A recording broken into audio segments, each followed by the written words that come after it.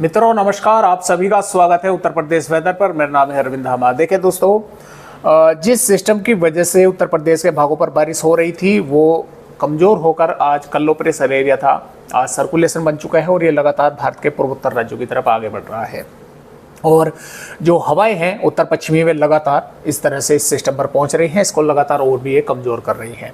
अब जो यहाँ पर पूर्वी उत्तर प्रदेश के भागों पर वेदर एक्टिविटी हो रही थी वो काफ़ी कम, क्या नाम मात्र को ही देखने को मिलेगी।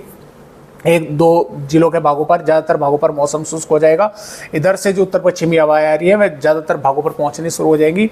लेकिन एक WD जो है भारत के पहाड़ी राज्यों पर पहुंचेगा लगभग 7 या 8 अक्टूबर के आसपास, और इससे 9 और 10 अक्टूबर के दौरान पश्चिमी उत्तर प्रदेश के कुछ भागों पर बारिश हो सकती है और उत्तर प्रदेश के तराई वाले भागों पर कुछ वेदर एक्टिविटी कर सकता है।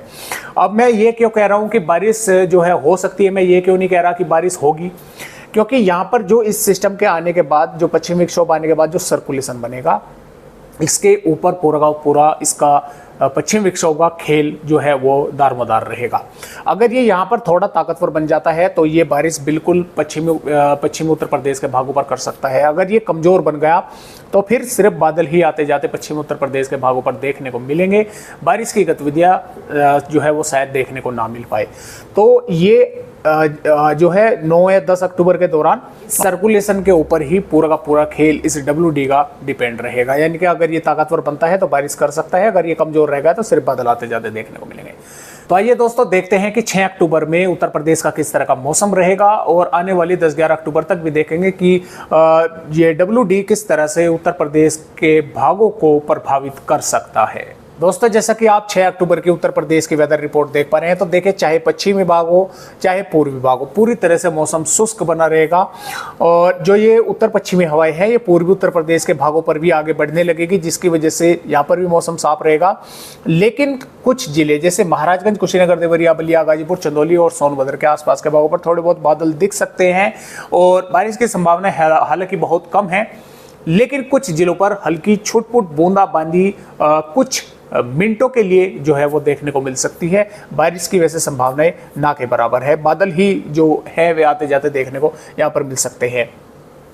तो अब होगा क्या कि देखिए, जैसा कि आप भी देख पा रहे हैं, जो उत्तर पश्चिमी हवाएं चल रही हैं इसकी वजह से सुबह शाम की ठंड होनी शुरू हो चुकी है, और दिन में हालांकि धूप थोड़ी तेज रहती है तो दिन में थोड़ा गर्मी का एहसास होता है, लेकिन सुबह और शाम और रात्रि में जो है सर्दी का एहसास हो रहा है। मानसून की विदाई है वो भी जहाँ की तहाँ ही अभी जो है वो रुकी हुई है, अभी आगे नहीं बढ़ी है। और इसी प्रकार यहाँ पर 7 अक्टूबर में भी मौसम शुष्क रहेगा ज़्यादातर उत्तर प्रदेश के भागों का। 8 अक्टूबर में भी शुष्क रहेगा। 9 अक्टूबर से जैसा कि आप यहाँ पर भी देख पा रहे हैं कि यहाँ पर WD की वजह से पश्चिमी उत्तर प्रदेश के कुछ भागों पर फिलहाल बादल दिख रहे हैं, बारिश की गतिविधियाँ हो सकती है। और 10 अक्टूबर से जैसा कि आप यहाँ पर देख पा रहे हैं, 10 अक्टूबर से उत्तर प्रदेश के पश्चिमी भागों के साथ साथ पूर्वी उत्तर प्रदेश के भी कई भागों पर बादलों की आवाजाही लग जाएगी, और कुछ भागों पर जो है जैसा कि मैंने आपको बताया कि सर्कुलेशन अगर ताकतवर बनता है तो ये यहाँ पर बारिश भी हो सकती है। लेकिन अभी थोड़ी सी जो है तस्वीर धुंधली है, थोड़ा सा समय लगेगा जैसे जैसे अपडेट आके आते रहेंगे कि क्या ये सर्कुलेशन ताकतवर बनकर बारिश कर सकता है या नहीं। इस सभी पर आप सभी भाइयों की क्या राय है कमेंट करके हमें ज़रूर बताएं। और यहाँ पर देखें 11 अक्टूबर से पूरी तरह से उत्तर प्रदेश का मौसम शुष्क रहेगा, अक्टूबर से भी पूरी तरह से उत्तर प्रदेश का मौसम शुष्क हो जाएगा। तो फिलहाल आज की वीडियो में बस इतनी ही जानकारी। एक नए अपडेट के साथ आप सभी दोस्तों से फिर मिलेंगे, तब तक के लिए नमस्कार।